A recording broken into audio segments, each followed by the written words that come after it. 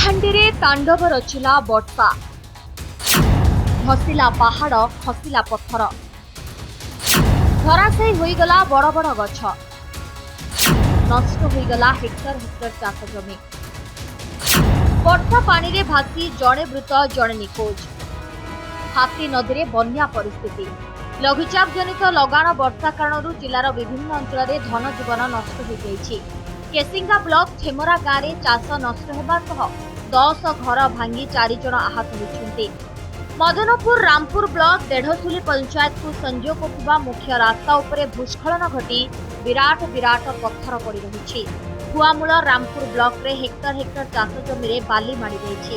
ମୁଖିଗୁଡାରୁ ମହୁଲପାଟଣା ଓ କୁଆମୂଳ ରାମପୁର ଯିବା ମହୁଲପାଟଣା ଘାଟିରେ ଭୂସ୍ଖଳନ ଘଟି ରାସ୍ତା ଉପରେ ମାଟି ଅତଡ଼ା ପଡ଼ି ରହିଛି, ଯାହାଫଳରେ ଯାତାୟାତ ଠପ୍ ହୋଇପଡ଼ିଥିବା ବେଳେ ରାସ୍ତା ଉପରେ ଉପୁଡ଼ି ପଡ଼ିଥିବା ଗଛଗୁଡ଼ିକୁ କାଟି ସଫା କରୁଛି ଅଗ୍ନିଶମ ବିଭାଗ। ସେପଟେ କ୍ଷୟକ୍ଷତିର ଆକଳନ କରାଯିବ ବୋଲି କହିଛନ୍ତି ଅତିରିକ୍ତ ଜିଲ୍ଲାପାଳ। मन कहुछि किछि नुआ करिबा पई हेले पाखरे संबल नाही। अधुलिका एंटरप्राइजेस एबे बुझिबो आपणक मन कथा। क्षुद्र शिल्प ठारु नै मध्यम शिल्प पई सुलभ मूल्य रे जोगाई देबो समस्त प्रकार मेसिन और रॉ मटेरियल। अधिक जानिबा पई आज ही कॉल करंतु।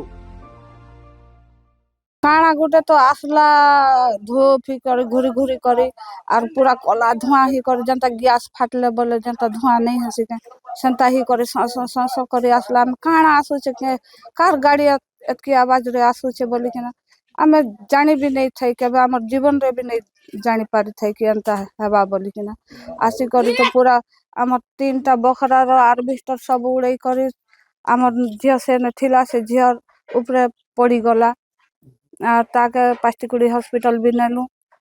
अच्छा घर पूरा भांगी हां घर भागी जाय छे। अल्प जमीन आमे चाष 2 फसल करी करी भरण पोषण करूछु। तो ई जमी सर एबे जेन भलिया परिस्थिति ने अच्छे रातिर वर्षा 4-5 घंटार वर्षा धुई नहीं जाइए पहाड़ डायरेक्ट पानी आसिक तो धुई नेला। तो इतार क्षयक्षति आम सरकार को अनुरोध करूछु।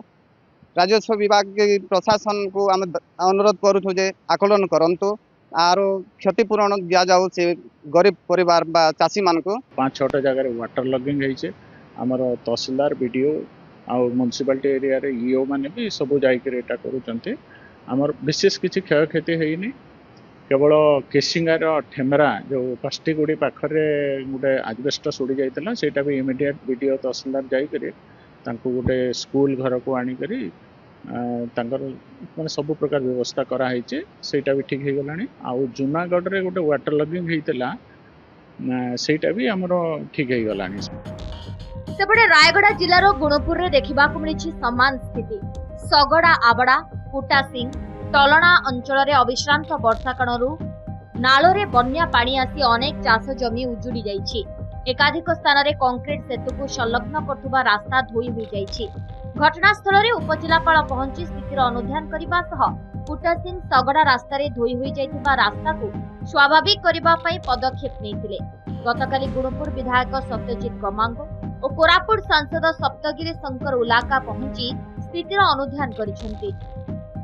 भीषण वर्षा गला जाफल कि बर्तमान अर्थात पानी आसिकी आमर पाचवा दान भितर बहुत क्षति जाइए।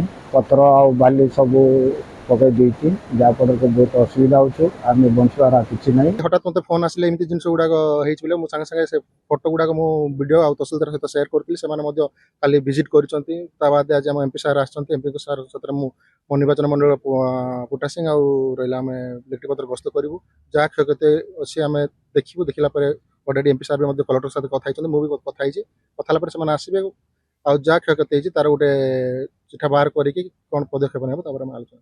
दुखर कथा जो टोरेंशियल रेन है आप देखिए गुणपुर निर्वाचन मंडली पदमपुर ब्लॉक और गुणपुर ब्लॉक बहुत क्षति आज देखलु ये जो ब्रिज गुड़ाक से भांगी जाइए रास्ता सब खुले बहुत लोकर जमी चाष गुड़ाक भी नष्ट होमें फील्ड विजिट करुँ मो कलेक्टर सहित डिस्कसन करना आर कौन कौन केते शीघ्र हो पार आलोचना करूँ साथ दरकार पड़े बोले रेवेन्यू मिनिस्टर सुरेश पूजार सहित भी कथा हो एंड यहाँ यथाशीघ्र केमती यार से कम गुड़ाक आरंभ हो पार और लोक को जो क्षति क्षतिपूरण केमती आमर से चेष्टा रही।